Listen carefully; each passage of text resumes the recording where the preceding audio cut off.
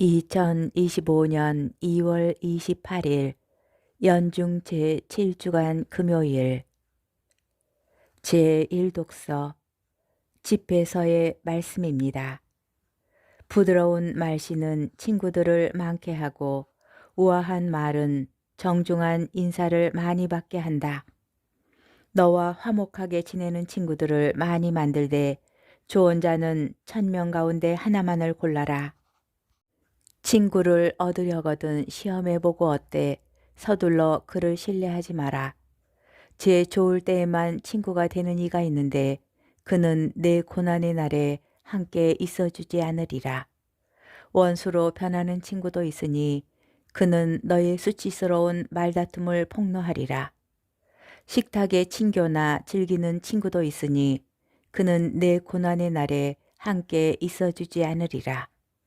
그는 내가 잘 될 때에는 내 자신인 양 행세하고 내 종들에게 마구 명령해 대리라. 그러나 내가 비천하게 되면 그는 너를 배반하고 내 앞에서 자취를 감추리라. 원수들을 멀리하고 친구들도 조심하여라. 성실한 친구는 든든한 피난처로서 그를 얻으면 보물을 얻은 셈이다. 성실한 친구는 값으로 따질 수 없으니 어떤 저울로도 그의 가치를 달 수 없다. 성실한 친구는 생명을 살리는 명약이니 주님을 경외하는 이들은 그런 친구를 얻으리라. 주님을 경외하는 이는 자신의 우정을 바르게 키워나가니 이웃도 그의 본을 따라 그대로 하리라. 주님의 말씀입니다. 복음 마르코 복음 10장 1절에서 12절의 말씀입니다. 그때 예수님께서 유다 지방과 요르단 건너편으로 가셨다. 그러자 군중이 다시 그분께 모여들었다. 그래서 예수님께서는 늘 하시던 대로 다시 그들을 가르치셨다. 그런데 바리사이들이 와서 예수님을 시험하려고 남편이 아내를 버려도 됩니까? 하고 물었다. 예수님께서 그들에게 모세는 너희에게 어떻게 하라고 명령하였느냐 하고 되물으시니 그들이 이혼장을 써주고 아내를 버리는 것을 모세는 허락하였습니다 하고 대답하였다. 그러자 예수님께서 이르셨다. 너희 마음이 완고하기 때문에 모세가 그런 계명을 기록하여 너희에게 남긴 것이다. 창조 때부터 하느님께서는 사람들을 남자와 여자로 만드셨다. 그러므로 남자는 아버지와 어머니를 떠나 아내와 결합하여 둘이 한 몸이 될 것이다. 따라서 그들은 이제 둘이 아니라 한 몸이다. 하느님께서 맺어주신 것을 사람이 갈라놓아서는 안 된다.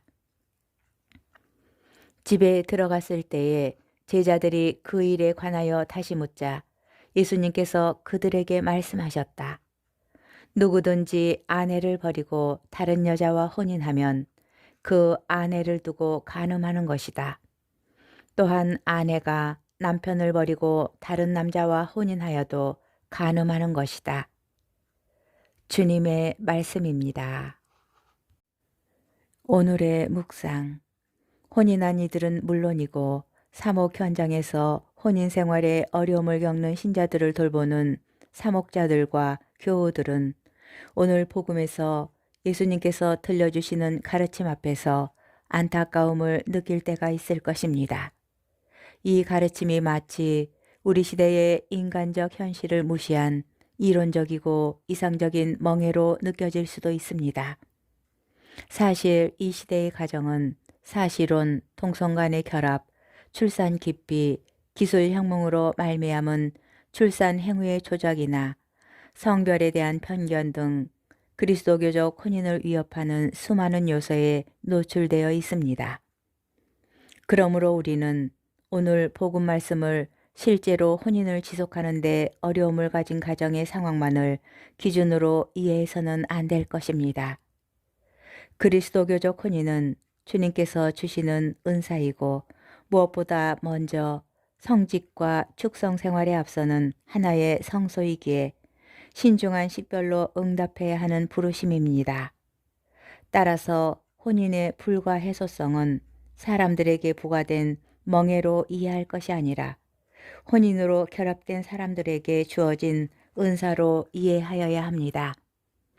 위기에서도 인내로 혼인을 지키는 사람들, 혼인 생활의 위기 앞에서 고통받는 이들을 사랑과 기도로 동반하면서 그리스도인으로서 우리는 현대 감각을 거스르지 않고자 또는 인간적 도덕적으로 타락한 사회에서 시류에 뒤처져 있다고 느껴서 혼인을 옹호하는 일을 멈출 수는 없습니다.